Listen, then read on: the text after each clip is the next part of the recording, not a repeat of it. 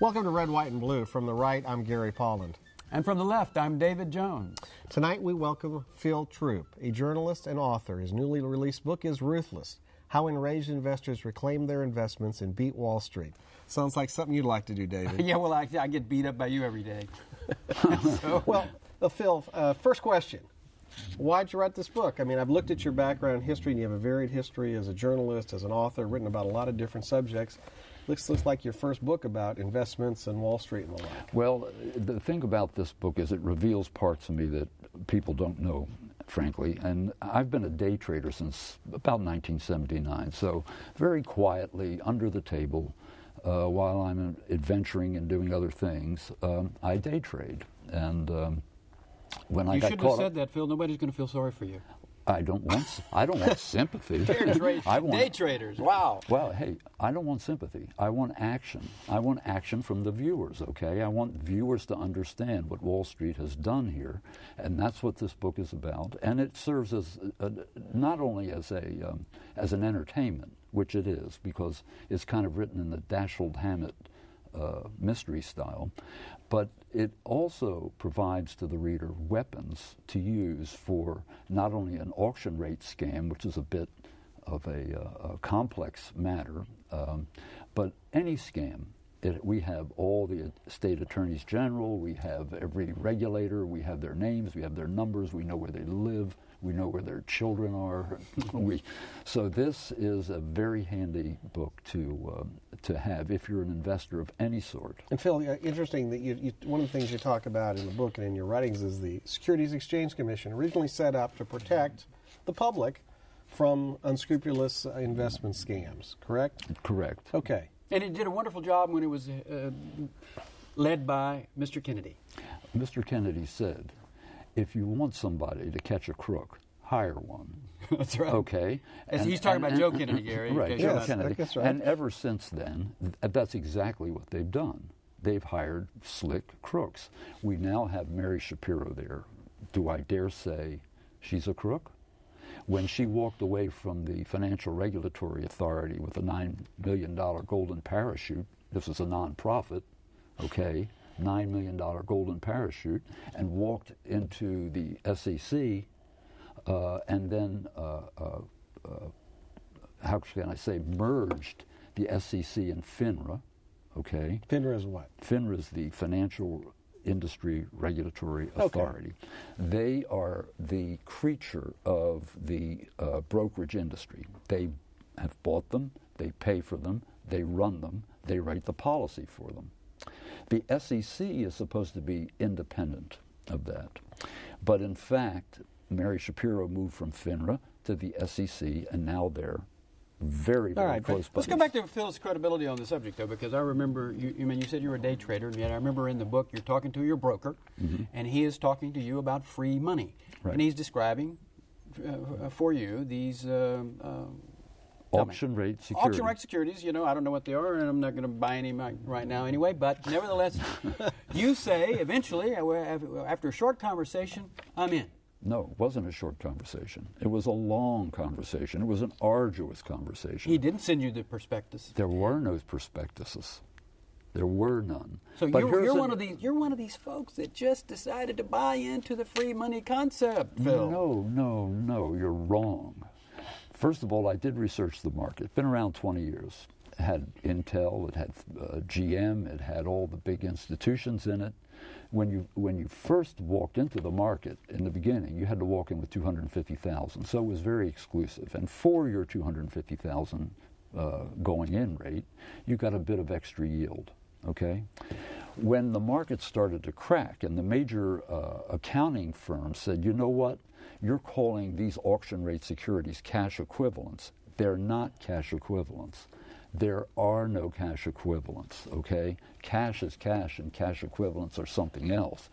They continued to serve the investor through this auction rate market as a money market, strictly a money market, a better money market because you had a little better yield, and you could get in for $25,000, not $250,000, okay? So I had stock profits. They're sitting on the side. I'm getting ready to retire, whatever that means. And what do? I need a little extra yield, you know? So when the proposition comes to me, get in, you might get a basis point or two better than you would. This is 1 or 2% more in interest. Right, in return. right. So I don't know what, let me investigate. So I went online, I looked it up, I saw the market had been around for years, I saw that people who were a lot smarter than I am had been in it for quite a long time, and who, in the end, by the way, started calling me and asking me how to get out of it. I decided, and I will say, mea culpa, okay, I reached for the yield, popped in the money. On February 14th, 2008, I get a call from my broker. He says to me, Phil, I have some disturbing news for you. So what kind of disturbing news is this? Well, your money's frozen. Your money's frozen. So this money that was better than heaven, okay, right. This warm liquid pool of lovely money is now turned to frigid ice, and I can't get out of it, and neither can anyone else. At that point, after I got over my suicidal tendencies, started to write a book. And in the process of writing this book, I went online and I started searching for other victims, and I found other victims, people with a lot more money in it than I had in it. And we slowly culled into a group of very aggressive, market-savvy people, and we started after the state's attorney generals. And this was what part? This was what in what time in 2008 that you? This is in late 2008. Well, it froze February. So it was before the crash. Right. The crash was in the fall. The crash was February 14th. February 13th. I was crashed on the 14th on Valentine's Day. Early 2008, you talk about a reception or a big dinner, where you met someone called Radioactive Man. Oh, yes. Radioactive Man is described in many different ways as an insider. Oh, yes. In the Bush administration. That's right. A political guy, I suspect, although he's not identified that well for me, who ends up telling you at the dinner or at the lunch that you had, he ends up asking you whether or not you want to know anything about the Kennedy assassination. Now, why, let me ask you this, Phil, why would an idiot like that not be identified in your book?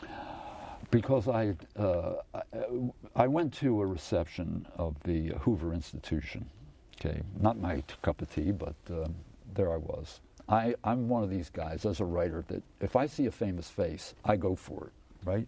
So this guy comes walking into the room, and he's one of the most famous faces in Washington. He's standing in a corner. Nobody's talking to him. Nobody will get near him. He's actually radioactive, okay? And, well, not literally, but politically radioactive. And to be caught with a guy like this, not so good. So I decided as a writer, I have nothing to lose. I'm going to go talk to him. He's in the cabinet, right? He's a real, true insider. And we spoke, and I said, hey, let's get together for lunch. And in his radioactive loneliness, he said, okay, why not? My wife will call you, we'll set it up. We got to lunch. He told me that President Bush, and I say that name advisedly, knew about the auction rate scandal, but didn't understand it, didn't know what to do about it. And then moved on to your question about the Kennedy assassination. I'm still wondering what inside information he gave you such that you needed to protect his identity, if at all. I promised him I wouldn't. But he didn't give you anything. He just made an interesting. He told them about the Kennedy assassination. Right. I mean, that's important. This is not a guy you're likely to wind up going to lunch with. Okay, maybe now, possibly. Okay, he's off the scene. Maybe you'll get it. But at that time, this was really special. Okay, I mean, this is like not in my wildest dreams. He would accept, right? Yeah, not in my wildest dreams. So I asked him about Chris Cox, who was running the SEC at the time. He knew Chris Cox. He said, well, Chris Cox is a very good conservative guy. He could care less, laissez-faire. Everybody can, just run over everybody else, and that's fine. That's how the system works, which is like religion, you understand. But that's the same attitude we're having now from Mary Shapiro at the SEC, too. Yes, and also from President Obama as well. I don't see that he has a grasp of it, frankly. I mean, look at the... but anyway, you want to get back into the assassination. No, I wanted to know why you protected the guy, and now you've explained I've that. explained it because I promised him confidentiality. He is extremely well known. If I were to release his name, I probably would never work in this town again. Well, you'd work in Houston. Don't worry.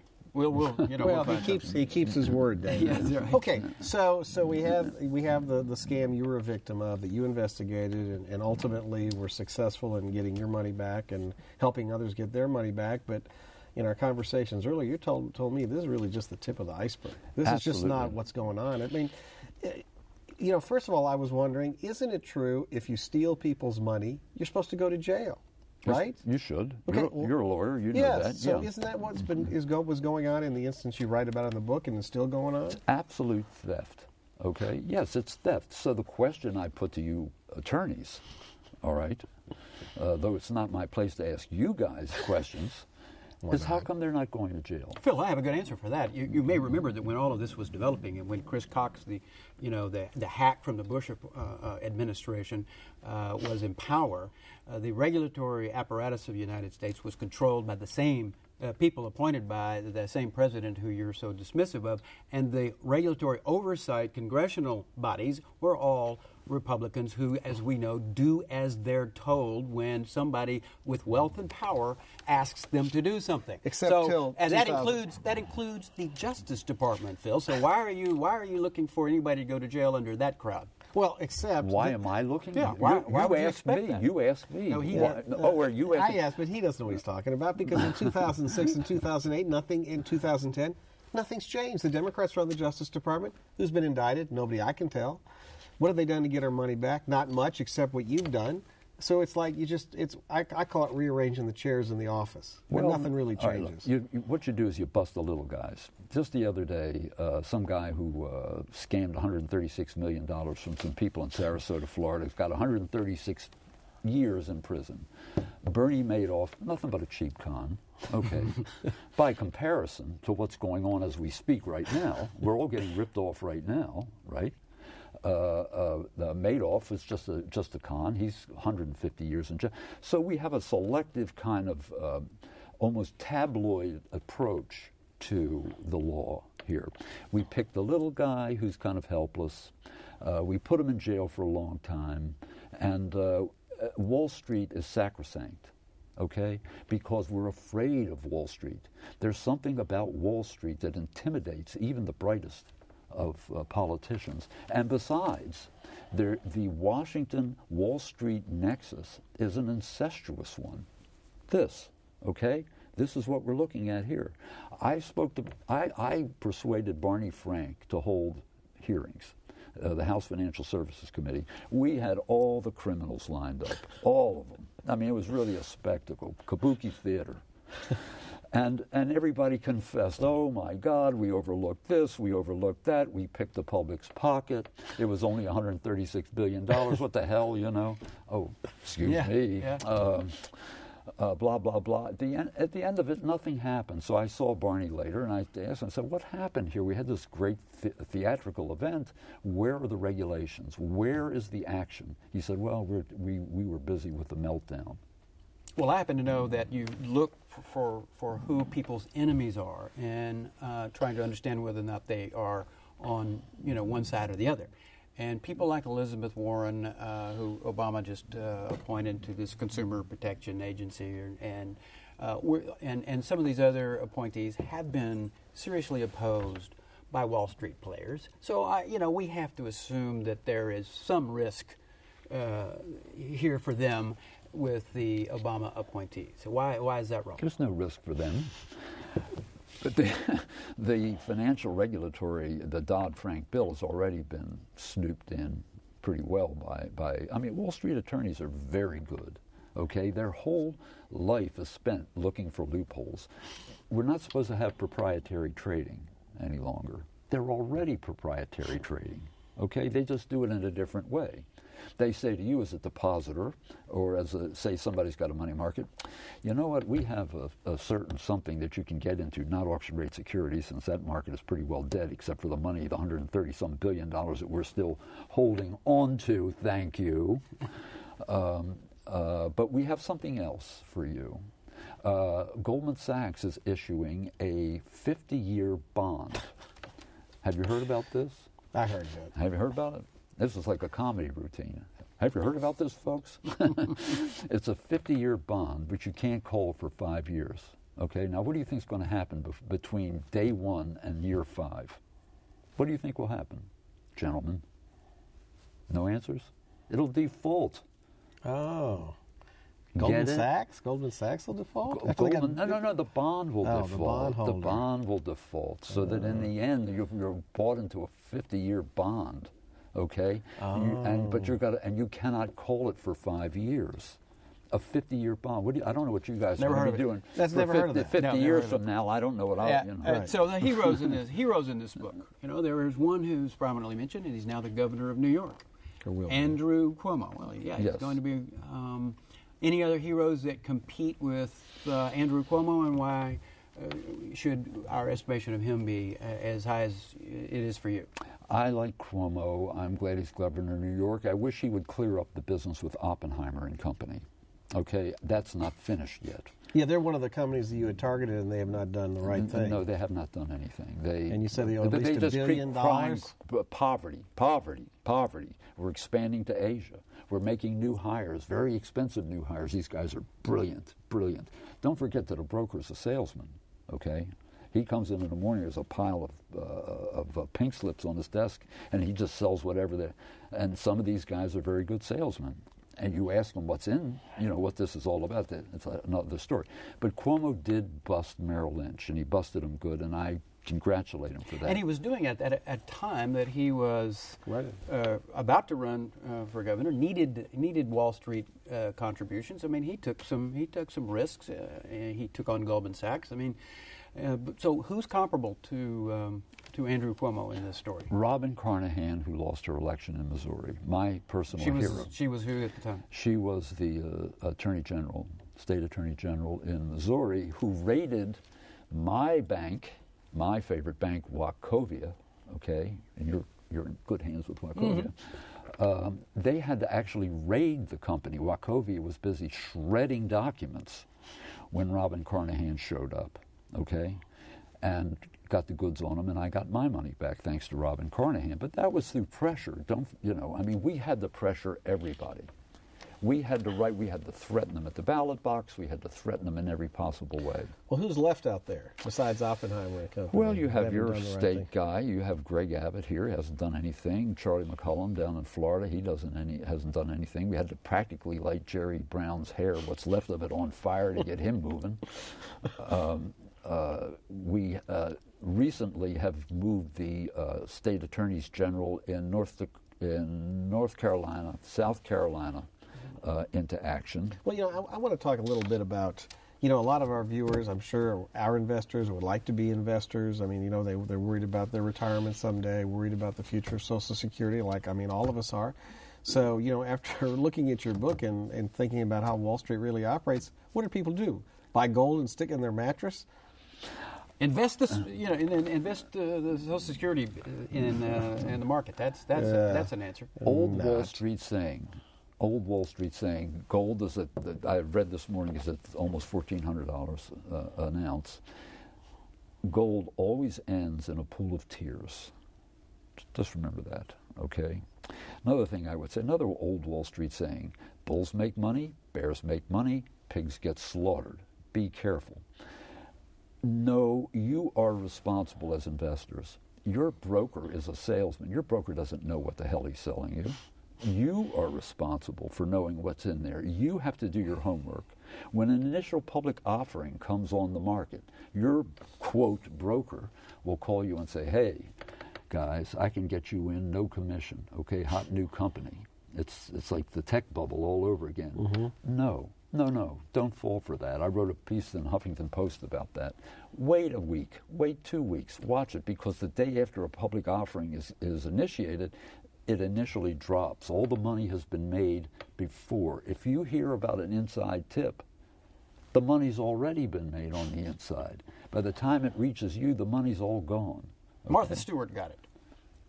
Martha's Other insiders. Okay, That's so right, the that's people- another one. They're like Bernie Madoff. Oh, put Martha Stewart, this terrible criminal, in jail. Well, we have to. You have to selectively prosecute, Phil. I mean, we do that here in the state of Texas with criminal law enforcement. I mean, capitalism is a wonderful system, except for the number of cops that are needed to make it work. Right? Wall Street doesn't believe in capitalism. Wall Street is not interested in capitalism. Wall Street is interested in its own bottom line. Capitalists, that's for the little guy, okay? That's for the guy who sells bicycles down the street, or the guy that's got a carpentry shop. He's the capitalist guy. He's the entrepreneurial guy. Those guys are sitting up there they're taking money out of the Treasury, all right? The Treasury yields are next to nothing. Right? So so the three of us could go down to the Fed overnight window and borrow, let's say, $100 million, and we buy Australian bonds for 6%. Well, we just pay the Treasury back its point something percent, and we keep the rest. We're not entrepreneurs. We're not capitalists. We're just taking advantage of a government program that's set up to fatten our bank reserves. You follow me? Yeah, that's what they're doing. It's called the carry trade. Yeah. So they're getting the money for nothing, and they're getting better deals. And right. So if like I said, I'd like to go down tomorrow and get $100 million and invest it in New Zealand and Australian bonds. I'll pull down 5 to 7%, and I'll pay them back the next day. I'd be very happy to take the cream off the top. Would you have an opinion on the state of the economy and what needs to be done, Phil? What needs to be done? That's a huge question. Other than what's the top rate should it be for you and Gary? That's what I want to know. Is what's the top marginal, highest marginal rate that you can afford that you want to recommend? David believes other people should pay taxes, not him. You probably want to see the debt retired, as it was under Clinton. So how much do you want to pay in addition to your 36%? I don't think. You know what? I think that the whole argument about tax policy, as a matter of financial regulation, and as a matter of wholeness of state, is a diversion. Okay, it's really not about tax policy, because I can threaten you with tax policy. I can say, I'm going to raise your marginal rate up to 38%. Now, how do you like that? Okay, you're going to vote for me? No, you're not. It's used as a prod, but that's not the issue. The issue is, do we have a sense of a healthy economy for all? Can the economy work? Can capitalism come back into play and actually work for the average person as well as the Wall Street mogul? And don't forget, it wasn't until 1950s that Wall Street counted for anything at all. So you're more of a Robert Reich, former Clinton labor secretary, who's a little bit of a redistributionist, if I'm pronouncing that correctly. Robert Reich is he was former labor secretary, wasn't right. he? Yeah. He's written a book where he says, it's the concentration of wealth at the top. It needs to go. It needs to be spread out. Well, we next to Singapore, we have the greatest redistribution of wealth of anybody in the world. Think about it. Think about it. From the top to the bottom, we are second in the world. This is an amazing. What are we going to do? What we're doing is it's a host and a paradigm where you have a bacillus feeding off the host being us, being the economy, and at a certain point it has to stop, otherwise the host dies and there's no more food left. Unfortunately, Wall Street doesn't recognize these differences. They will, I believe that if unchecked, they will actually kill the host. So who's supposed to check them? Besides you and your private efforts. I think that it is all of us need to wake up. Wake up, grow up. These guys are not the best and the brightest. They're the smoothest, the shrewdest characters you'll ever meet. Their excesses ought to sicken us, okay? But we don't get sick. Instead, we admire these guys. Why do we do that? I ask you. Well, I mean, if Lloyd Blankfein were to walk into the room here, your whole demeanor would change, wouldn't it? I wouldn't know. You know Lloyd Blankfein? Yeah, I know who he's talking now, about. Michael Douglas walks in. Yeah, we know him. Now, We can Larry talk to Summers, him. I'm impressed with. You know, Larry's a smart guy. He's a smart guy. What has he done for you lately? Like you said, it takes a crook to know the crooks, right? And so Obama was correct in putting him in the position that he was, so that he could help analyze where we needed to take the economy, Which was down. Which was down, and with all due respect, I couldn't disagree with you more. Okay, I think Larry Summers is very smart and very shrewd when it comes to his own business. Larry Summers goes off and makes hundreds of thousands of dollars writing endorsements for financial products anonymously, okay, patting his own nest. Okay, I don't trust people like that. You know, just because Michael Jordan endorses Nike doesn't mean I'm going to be wearing those shoes. There you go, You know, David. I feel it sufficiently alarms me to. That's pretty scary, I'm I'll going to tell go you. withdraw everything. I'm going to go Put to in the your mattress. mattress? Exactly. Phil, But thanks so much for being the here. dollar's going down in value, so what do you do? Here's the thing. Goodbye, Phil. It's been fun. Thank you. I've enjoyed you Yes. guys immensely. We invite you to visit our home online at HoustonPBS.org. Click on the local program bar at Red, White, and Blue. Read about our guests, watch the shows, along with follow-up discussion. And until next time, get informed and get active. And they did get informed. This was important.